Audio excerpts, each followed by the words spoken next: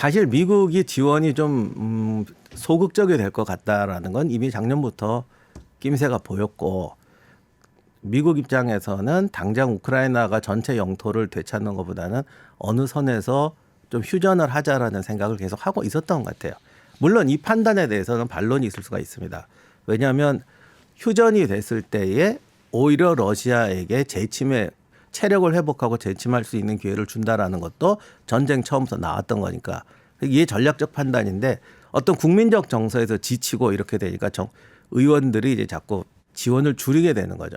그런데 이제 문제는 지원이 줄어든 상태에서도 우크라이나군이 어느 정도는 버티고 있었거든요. 방어적으로는. 근데 이때 두 가지 판단 실수를 한 것 같아요.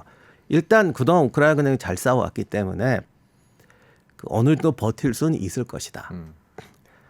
그다음에 러시아도 곧 저 정도 선에서 휴전하지 않겠나. 푸틴이 계속 지금 현재 방어선 정도로 도네츠크 지역을 분할하는 게 우리의 목표다라는 식으로 나중에 슬슬 말을 했거든요.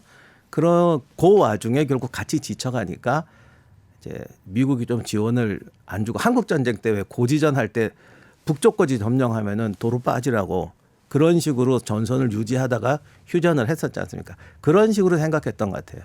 그런데 이번에도 보면 알 수 있듯이 푸틴은 우크라이나가 약화되니까 거기서 전선을 멈출 마음이 없는 거죠. 그래서 여기서 이제 두 가지 큰 착각을 했던 것 같고요. 저도 적어도 전선이 밀리기 전까지는 방어 가능한 정도의 지원은 하지 않을까 생각을 했는데 또 이제 대선 맞물리고 트럼프가 막 이런 얘기 하면서 공화당이 정말 최대한 쪼이고 있는 것 같습니다. 미국이 원래 태어날 때부터 고립주의적인 영향이 좀 있습니다. 그런데 미국이라는 나라는 원래가 전 세계 사람들이 모인 나라이기 때문에 세계 어떤 분쟁 지역에 있어서도 또 이해관계가 충돌하니까 그거를 또 무시할 수가 없습니다.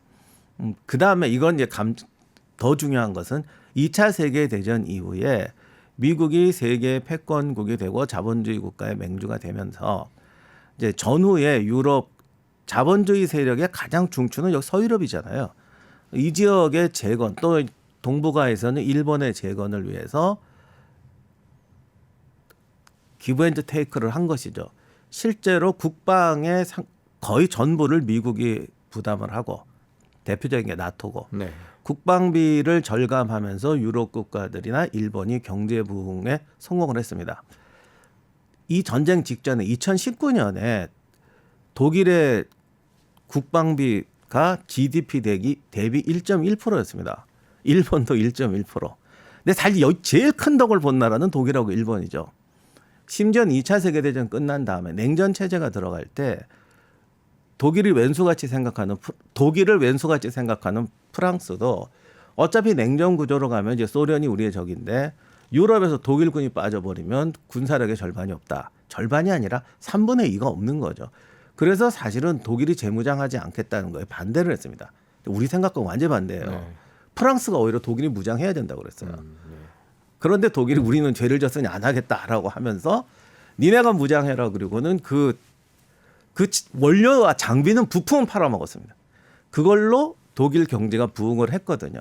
이런 상황에서 2019년에 국방비 2%가 되는 나토 국가가 거의 없어요. 그러면 그거를 거의 미군이 다 해줬단 말이에요. 근데 이런 식으로 되다 보니까 이제 세월이 많이 지났잖아요. 미국 내에서 두 가지 불만이 싹 트더라고요.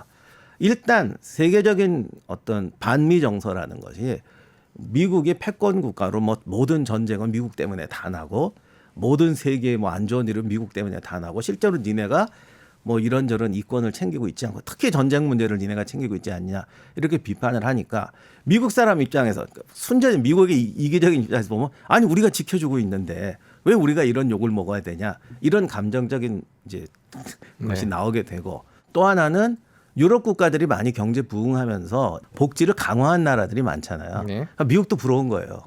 왜 쟤네들은 저런데 우린 이러니라고 했더니 미국에서 어떤 여론 미국의 지식인들도 이건 오직 국방비 때문이다.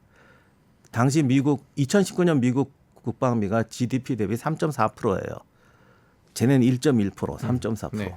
저 돈이면 우리가 이런 걸 할 수 있다. 이런 식으로 홍보가 많이 됐었고요. 네. 트럼프는 그걸 잘 이용했죠. 왜 우리가 남 도와주고 이렇게 고생해야 되느냐.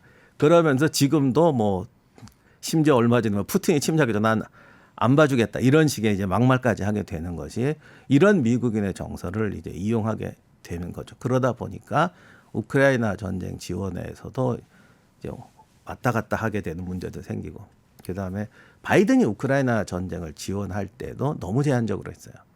전쟁은 결코 뜻대로 되지도 않고 쉽게 말하면 싸움이라는 건 과해질 수밖에 없는 부분이 있습니다. 그러니까 내가 정확하게 조 포인트를 딱 요만큼만 때리고 끝나겠다라는 싸움은 없잖아요. 아무리 싸움을 크게 나도 싸우다 보면 뭐가 좀 터지고 과잉이 될 수밖에 없는데, 무기를 주고 할 때도 너무 제한적으로 주면서 방어적인 무기만 줬거든요. 근데 이제 우크라이나가 승세를 잡고 이제 미국에서 더 큰 지원을 얻어내려면 우리가 승세를 보여주는 수밖에 없다 해서 공격으로 나가면서 이제 좀 과잉 소모를 했는데, 그 단계에서 미국이 이제 공화당 손절해 버리면서 이제 이런 사태가 벌어지게 된 거죠. 근데 그때 또 미국이 완전히 공화당이라고 해서 지금 그렇다고 우크라이나를 지금 완전히 버릴 수는 저는 없다고 봅니다. 그 사람들도. 근데 이제 러시아도 지쳤으니까 과하게 공세로 안 나올 것이다. 푸틴도 선거가 있으니까 과하게 공세로 안 나올 것이다. 이런 두 가지 착각을 했던 것 같습니다. 전쟁이 뭐 그래서는 안 되겠습니다만은 11월까지 계속 간다고 보면 미국 대선 결과에 따라서 어떤 지원이나 이런 문제들이 달라질까요? 어떻게 보세요? 근데 지난번에 트럼프가 아프가니스탄 철수한다고 2년 동안 말만 하다가 정말 철수한 건 민주당 정권에서 했습니다. 그렇죠. 그래서 사실 트럼프는 전쟁을 끝내고 싶은 사람들, 전쟁을 끝내고 싶고 내 주머니에 돈이 나가기가 싫은 사람들의 마음에 맞추는 것이지, 본인이 그렇다고 해서 정말 무책임하게 빠지고 이러지는 않을 거라고 생각이 들어요. 그리고 요번에선 혹시 오해가 없었으면 좋겠는데, 그 나토와 미국이 국방비와 세계 어떤 집단 안보 체제를 지원하는 방식은 실제로 유럽 국가나 일본 같은 경우도 거래 관계였거든요. 그런데 이제 그 거래 관계가 너무 오래 온 거죠. 그래서 제가 트럼프의 방식이 옳다는 건 아니지만, 한 나라가 혼자서는 지킬 수 없다 그래도 어느 정도 기본적인 전쟁 역량을 갖추지 않고 그것을 남에게 의존하는 상태는 결코 정상적은 아니라고 생각합니다. 그러니까 트럼프가 마음에는 안 들지만 그 나토 국가들이 국방비를 올려야 하는 것은 저는 맞다고 봐요. 올해 지금 우크라이나 전쟁 나고 나서 독일은 5%까지 올리겠다고 했는데 지금 한 2.2%까지 갔고, 2%가 하나도 없다시피 하다가 2023년에 2% 이상 지출한 나라가 나토 40개국 중에서 19개국까지 나왔습니다. 네.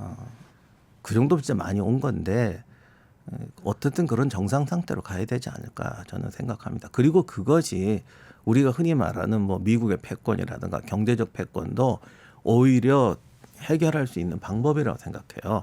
내 국방을 완전히 목숨을 저 나라에 저당 잡히고 경제적 교류만 한다는 것이 오히려 미국 자본주의의 패권을 더 키우는 결과를 가져왔잖아요. 그러니까 지금 국방비가 올라간다라는 것이 결코 그 나라의 경제를 파괴하는 것은 아니다라는 생각이 인식이 바뀌어야 되는 것 같습니다. 프랑스나 독일 같은 나라들도 우크라이나를 지원할 거 아닙니까? 포탄이든 돈이든 지금 그 문제는 어떻게 되고 있습니까? 최근에 이제 나토가 또 이게 만장일치 때문에 헝가리가 정권이 넘어가고 하면서 나토가 지금 원활하게 움직이지를 못하고 있습니다. 그래서 이것도 사실 좀 큰 문제긴 한데, 그러다 보니까 그동안 유럽에서 1차 세계대전 이후로 개별 국가 간의 동맹을 금지하기도 했었고, 사실 그걸 방지하려고 나토를 만든 거잖아요. 그런데 지금 나토가 전쟁 앞에서 무력화라는 모습을 보이니까 지금 개별 동맹들이 만들어지고 있거든요. 벌써 우크라이나가 독일, 이탈리아인가 독일, 프랑스가 하고 상호 동맹도 방어조약도 맺었고, 이제 독일, 프랑스가 개별적인 지원을 하기 시작했습니다. 사실 나토가 지원하나 독일, 프랑스, 영국이 개별적으로 지원하나 어떻게 보면 별 차이가 없다고 볼 수 있는데, 중요한 거는 비용은 이게 전쟁 지원이라는 게 꼭 군사, 물자 뭐 여러 가지가 있지만 이제 포탄이나 탄약 생산량 자체가 안 돼요. 무기가 너무 없고 공장은 늦게 돌아가고, 그러니까 이런 걸 준다고 해도 전선을 그냥 댐 무너지듯이 붕괴시키지 않는 정도 선이고, 지금 현재 상태는 지난 60년간의 세계 어떤 경제 군사 구조의 결과로서 미국이 지원해 주지 않으면 안 되는 상황인 거죠.